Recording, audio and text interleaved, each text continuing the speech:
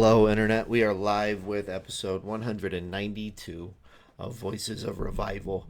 We are joined this morning by my dear friend, Tony Rhodus. Tony, how are you this morning, my friend?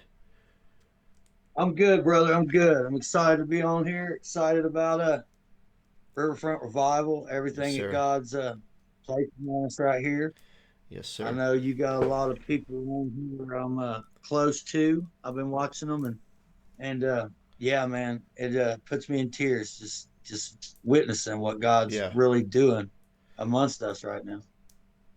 Literally, like 20 straight days. We're just like diving into testimonies of Jesus. Like there are so many powerful, incredible testimonies of what Jesus has done over and over and over and over. And the truth of the matter, we could probably take this like 20 straight days of just testimonies of Jesus and extend it way beyond 20 days. Like it would be very easy to just line up testimony after testimony after testimony of what Jesus has done. Why? Because he's not a respecter of persons, and anyone who will submit to him, right, will lay their lives down before him. He'll do incredible things. He's done it a million times over. For sure. He's done all that stuff so people can relate to other folks, and I thought just like my testimony just related to people from the same background as me, and it's not. There's bits and pieces. God puts little words in there, and it's not Yeah, even the words that we're putting out that connects to people's hearts. yeah, I seen one time I was at when I lived in Alabama, I'd go to celebrate recovery 4 different ones a week, and then we'd go to church a couple times on Sunday. But I was at a CR one night, and there was this little girl there. You could tell she was out of place. You know what I mean? And she wasn't speaking to nobody, and she went right through the first little service over at Liberty, and she left. Well, the couple days later, I seen her over at the Stay Free, and we're a little more wild over there. And but the as the testimony went on, some little girl had come up to give her testimony, and I mean, it was good. Like, to me, if I was a dad, that would have been like a proud moment. This little girl started talking about when she started listening to Justin Bieber and stuff like that. She knew her life was going downhill. And I was just like, to me, it was so soft. But at the end of the night, when that little girl had got done speaking, that other little girl that had been out of place the whole time was the first one making a beeline up there. And I seen it, and God was like, it's not. There's always going to be that one person that I put it out there. There's somebody out there that's just barely hanging on. You know what I mean? That coming into them churches or taking that leap just to see what this God is or this wonder. A lot of them's just barely hanging on, Bradley, and God will give us just what it takes to pull them in if we're obedient, man. amen. That's good. I'm probably going to use that in the future. The story about the little girl testifying about Justin Bieber ruining her life. That's good. Yeah, That's good. I like that. Um, Tony, I imagine so we have about a half hour here this morning. I imagine we could probably spend a lot more than a half hour on this question, right? Um, but talk to me. Tell me about what God has done in your life and where He has brought you from and where He has brought you to. yeah, we can spend all day on that. I'll tell you the main thing, man, and I know they all say it, and we say it, but he saved me from myself. You hear me? I was the one that put myself in all these places, whether I wanted to face it or not. I was kind of given a short stick at birth with mama being real young and raised by my grandparents and them not having much. And I fought through that at a young age, and I told myself all I had to do is grow up. My granny taught me how to love people correctly. She was a Jesus jumper. And my grandfather always told me, he said, if you want a job, just work harder than the person next to you. And if you're gonna do something and put our name on it, do it right. And that got me out of a whole lot. You know, I thought I was doing well, bro. I'd had stuff pretty good, you know, kind of doing it myself, just not even hard to explain, man. Coming out of poverty, it sticks with you. You know what I mean? I could have $10,000. I'll be eating off the dollar menu. It gets in you, but this fight of survival. See, I used to not, man. I used to didn't even know who I was when I created the monster I was. You know, it was built from survival, and I never knew who I was. I had all this baggage on my shoulders. I had all this fight every day when I woke up. It was this fight to get over a mountain to another day. And man, I'll tell you, when he come in and got me, Bradley, he come in and stole my heart like an outlaw, man. He just took it and he showed me this love that I've been needing so bad. It was so bad, and it just changed everything. You know, I was at a stage in my life to where I was putting everything on the line again. You know, broken dreams, all that kind of stuff, where you plan this stuff up in your mind and you see the way you think your future's going to be, and it crumbles. You know, and when you don't know God, it's going to, because this is all a big plan just to lead us to Him. And but He put me through the warfare and everything I've been through in my life, so I can be right here to tell people about it today. You know, I stand before people and I smile. And when they find out, you know, all the stuff that you've seen and witnessed and done, and things like that, you know, I've seen some ugly things, bro. I've been in some spots where people talk freely about murder and robbery and beating people down with guns and master locks, and they sat around and shook hands and bragged about these kind of things, you know. And I've seen God take a lot of them same people and put them up on the pulpit. I I got a couple people that did some stuff far beyond myself, and God's got them in houses right now, leading men through these houses, changed. You know, he saved me from myself, just like so many others. And I know it sounds easy, but it's not. It's really not. You know, I learned to live through the commandments. I don't say that as some kind of glorious thing, because God gives us free will. So why would He give us a commandment and a free will at the same time? It's a Even the commandments is a fatherly love. It's like, you know, this world's going to be hell. It's trapped in so much darkness, and the only way you're going to make it through this thing without all the chaos is if you obey these commandments. Like, this is the easy path. You know, you don't want none of this side stuff. You know, like, my kid was born out of wedlock, and me and Jesse really didn't know each other. So now we're not together, and we've been through all these other things. I'm not saying if you do it right, everything's going to be perfect, because your heart's just got to be right.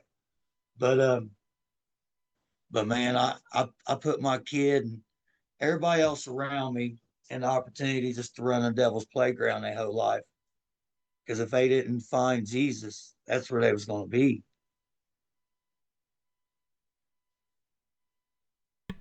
I know I got the rambling on, No, man. you're It was good. when I had to sit down and actually say it. Like, I was in tears this morning. I was listening to that song, King of Glory, and it's just talking about being in God's presence. You know, the fear of the Lord, I guess, was in the Old Testament. You know, I fear God right now as if I would ever lose this closeness and this presence I got with Him. You know what I'm saying? I tell people all the time, listen to God's voice, because it's there. A lot of people is hearing God's voice, and logic or whatever, you know, people in toxic relationships saying, I can't leave because of this, or I can't leave because of that, and God's telling them that's not where you're supposed to be. because we don't see it lining up with our visions. We gotta get back to just placing the day on today. So good. Let me ask you this, Tony. So, as you were kind of sharing your story, you talked about this need to like fight for survival. Um, you talked about like the poverty mindset. Um, Growing up, like my home was never a bad home, and like we never lacked, but like I don't feel like we had a lot. Um, and I feel like it just like I don't know how to properly say this, but I don't need a lot to be happy, you know? Like I feel like I always had what I needed, but I never really had what I wanted. And like I never like expected a lot. Like something that when I look at my life just kind of blows my mind. I've had a house for like I think like 12 or 13 years, Tony. I never thought I would have a house. Like I'm thankful for that, but like I feel like I just had this like poverty mindset just engraved in me, you know? And like that fight for survival. Like I have to fight for everything. I have to like scoop and scrape and just like grab a hold of everything, not let go, and I've got to fight for it, you know?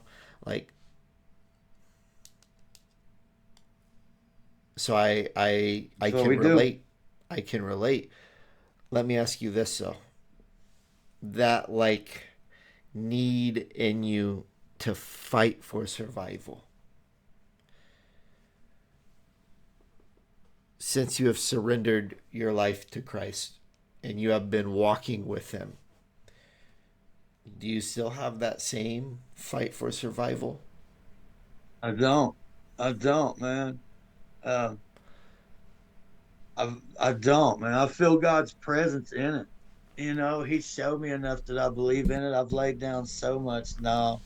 Everything around this place can burn down. I don't care nothing about it. I'll walk down the streets and still be preaching to people. It does. No, that's what I'm saying. He saved me from me. When Jesus come into my heart, he saved me from me. And he saved me from all them hurts. I walk in freedom. You hear me? I do, man. I do.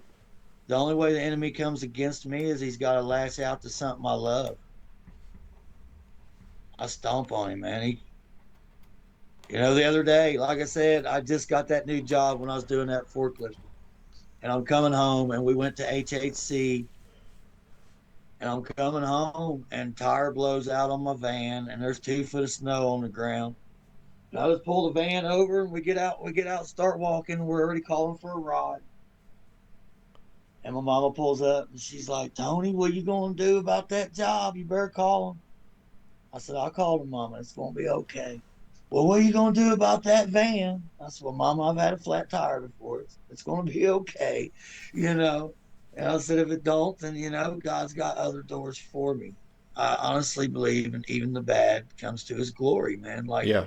He's got us up in ways, or I had done created this pattern of life that I'd instilled in myself that He had to break me to change. You know, I could always, especially when God wasn't in my life, I had hustles, like not legal hustles, but I had stuff I could walk in on any moment to make anything happen. It was like I said, I made bad choices, and couldn't get myself to anywhere of happiness or joy. I've had a little bit of it all. Um, there was a point in time to where I just threw money around. Lived in a condo that all the lights come on when you come in, and drove the car with the spokes and the big speakers. And that necklace I wore when I was 20 years old is worth about $16,000 worth of scrap weight right now with the price of gold. I thought I was something special. I'd walk in these clubs and people would yell out my name. And man, the devil was just handing me stuff. But you want to know what? I figured it out because I had women screaming at me. I mean, I'd got everything in my mind that I thought I needed to find happiness. And I'll tell you something real sad about it is there's still no happiness at the end of that. Yeah. There's not enough money. There's not enough drugs. There's not enough women. There's not enough nothing in this world to bring this joy, this where you wake up and you want to live out a day. You wake up and you want to help other people. You man, I'm telling you, you can't buy it, and you ain't gonna find it in this earth. You hear me? Without Jesus, it Let me ask you this. Take me to the moment when you heard God's voice calling you. Take me to the moment when you surrendered everything to him. well, if from the moment I knew he was real, it was about 6 years later off that. But I was I'd finally got full custody of my daughter when she was 13.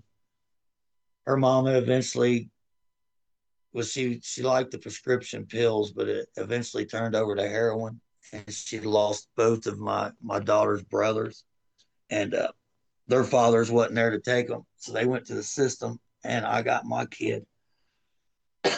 But man, I was doing good. Once I got my kid, all the partying stopped. It was I always had her a bunch anyways, but this was a full time dad stuff. I literally no more partying, no more nothing. All my party drinking and everything went to I'd have mixed drinks and we'd do homework.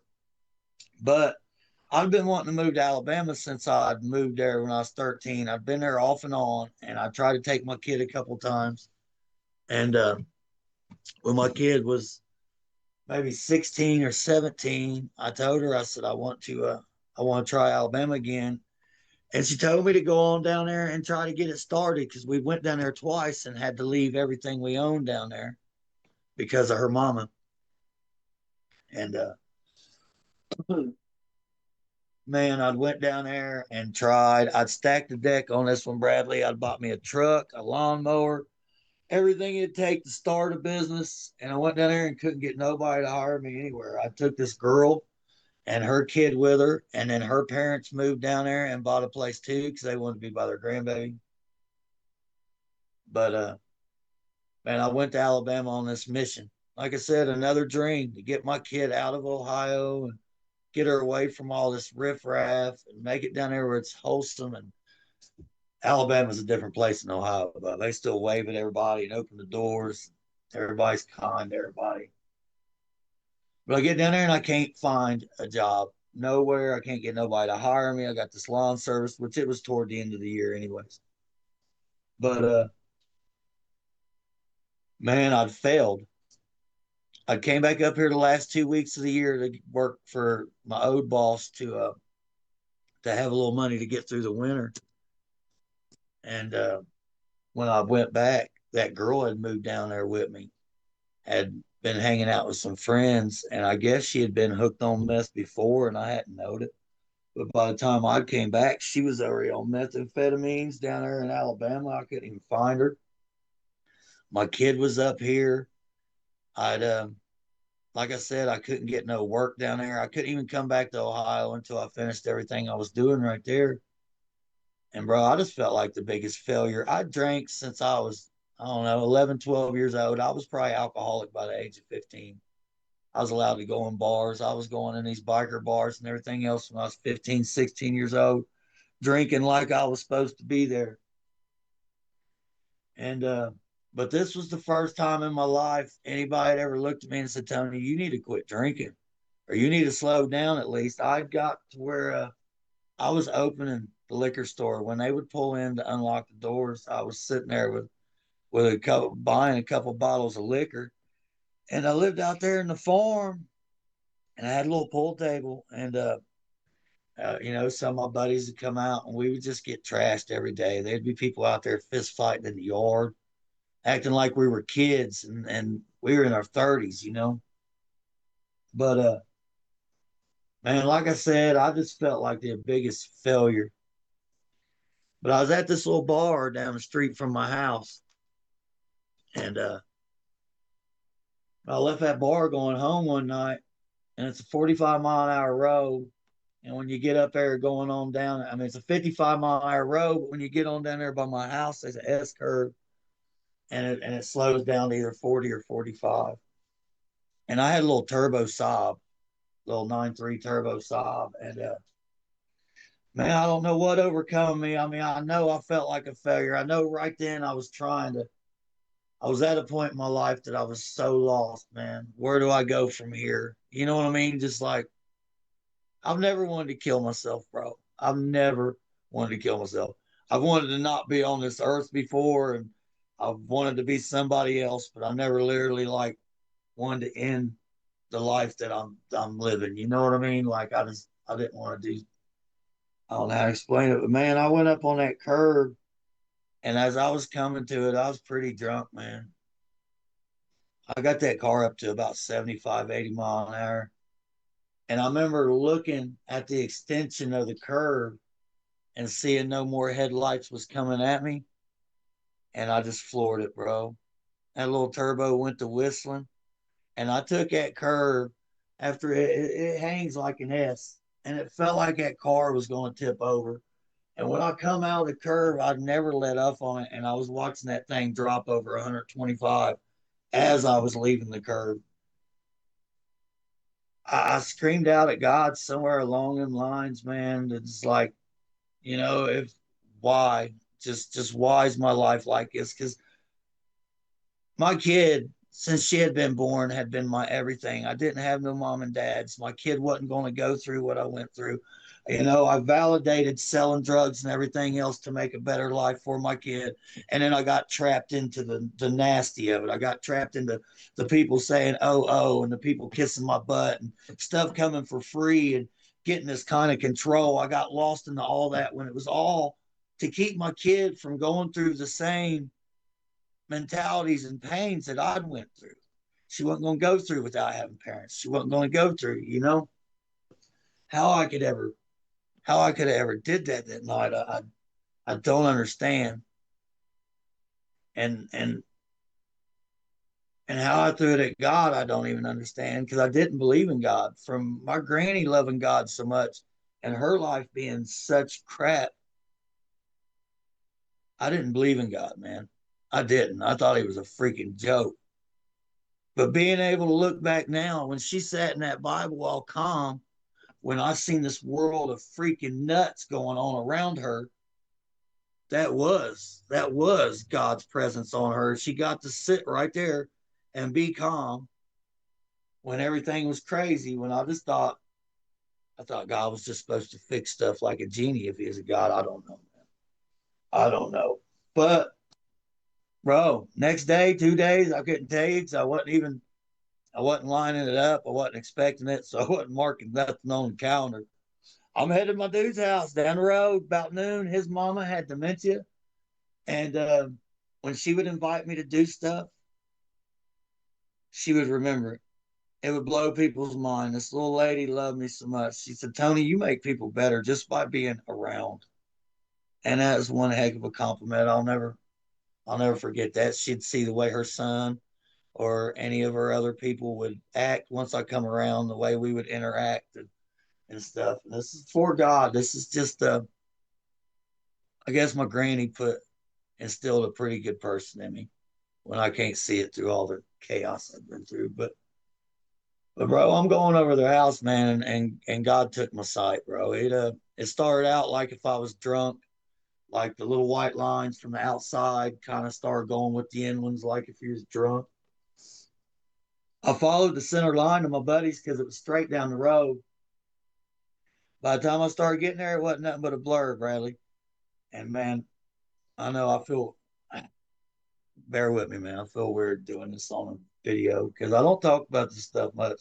I felt more comfortable about it when it first happened, talking to people in the hood about it, than I do talking to people that know the Bible, because I didn't know the story was even in the Bible.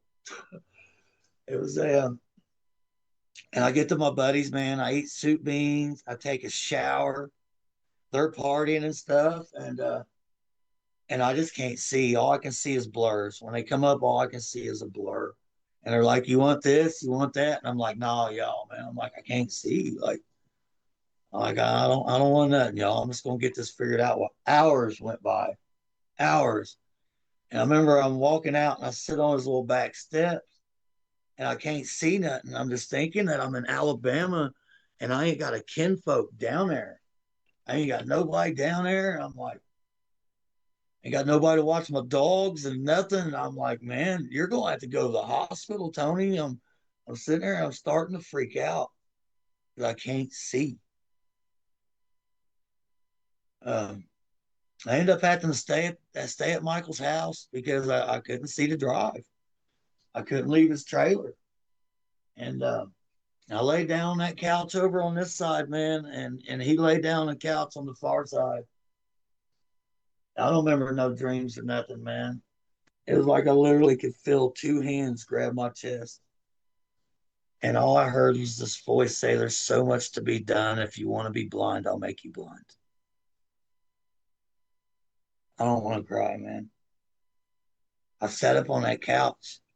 I looked straight at my guy and I said, "I'm about to start going to church and probably AA." I said, "I just heard God."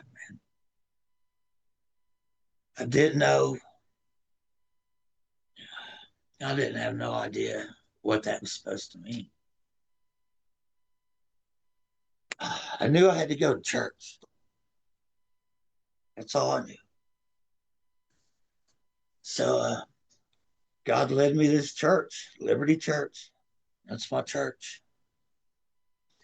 I walked in that place and the music started playing and I started crying and I got up and walked out of that place.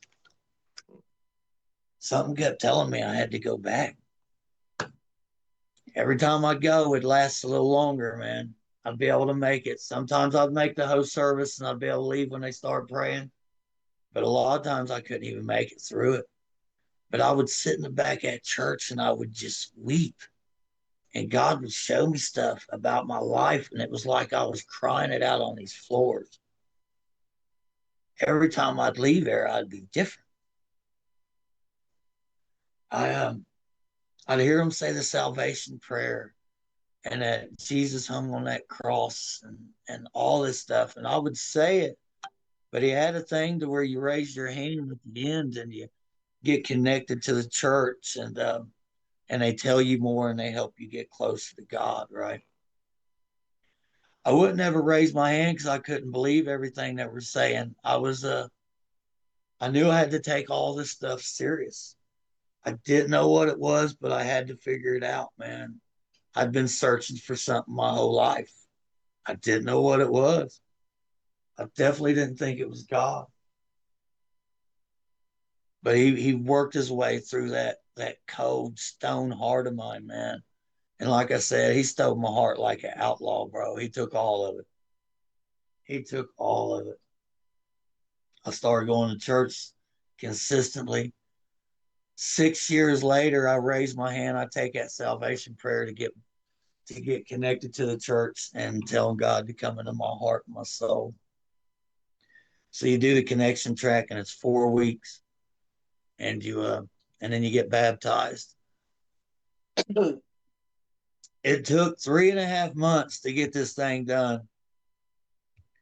The power would go out, the pastor would have to go, circumstances would change. I would have to come into Ohio. Crazy stuff happened that kept going through to where I couldn't get the connection track done. It took about 3.5 months, and I finally got baptized. Man, when I got baptized, I come out so on fire for God. I was ready to cut the devil's head off right there. But I started connecting to the church. I started joining in. part of their whole resource team where we're giving out backpacks to kids fully loaded with school supplies. The last year I did it, I think we give out 283 backpacks full of school supplies and gift cards for a pair of shoes for these kids.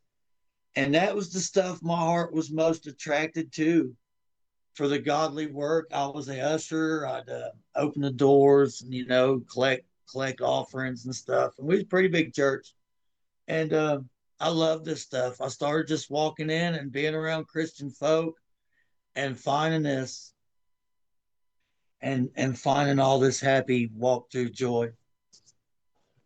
Bradley, through all this and this happiness walking through God, I started feeling all these ugly places on the earth that I reckon hurts God's hearts. And it was addicts and homelessness and all these things. But it got to where I wouldn't even be able to walk in that church with full joy. I would cross something every day before I got in that church that would hurt my heart. And then I would get into these churches and I would see these people all happy. Like, didn't y'all just pass what I just passed? I started, I don't know, they was just flipping it. They was just flipping it. And every time I'd walk in just a traditional church and everybody just did this happy, I'm like, can y'all not see what's going on outside here? Can you not see? My heart hurts for this. And it's like people didn't even want to hear about that. When I talk about, like, I just passed these three people, man, they're kicked out of their house and their dog's got three legs, like, you know what I mean? And people didn't want to hear that stuff. They wanted to carry this happy in church. And my pastor there, don't let me get it wrong, because man, this burden comes on you when you listen to people tell their sad stories constantly. It will wear you down. But a lot of the congregations come in there and they just feed off the pastor and they don't look back, man. And everybody runs it as a selfish what God can do for them. And he wouldn't allow me to do that. I'd I got saved. I got everything was going. I invited people to church. I always do. I still do, and it was people that normally wouldn't go to church but would hang out with me so I could convince them to go to church. And this went on for a little bit, and I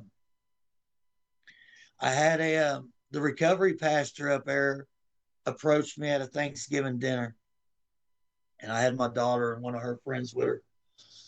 And he come up and he's like, brother, he says, man, I see you all the time. I'm like, yeah, I see you too, Rick. And he's like, man, you're doing something for the kingdom. Do you know that? And I'm like, what? He's like, yeah, man. He's like, you're doing stuff. I'm like, bro, I'm just sitting here eating dinner. He's like, well, you bring people to church and you're doing this. And I'm like, well, I'm just inviting people to church. Well, this is just normal stuff, right? I mean, it's just normal. He's like, no, brother. He's like, you're doing something. He said, you need to come over here and connect to the recovery church and help James out. He said, would you be willing to do some of that? I'm like, yeah. So I was excited to go over. I was excited somebody in the church had approached me and thought I'd be useful for something, on some other ends. I've been opening the doors, and every time somebody would ask me, I would be so happy and willing to do whatever it was. So I was feeling myself be useful for the kingdom. And it was man, there ain't much of a better feeling, Yeah. and just being able to help people, and that's, I'm telling you, just to be able to help people is Yeah. such a good. But Man. he pulled me over, and I started seeing these people stand up and give their testimonies. And like you said, I was thinking, how brave do you have to be to get up there and be so real and so vulnerable?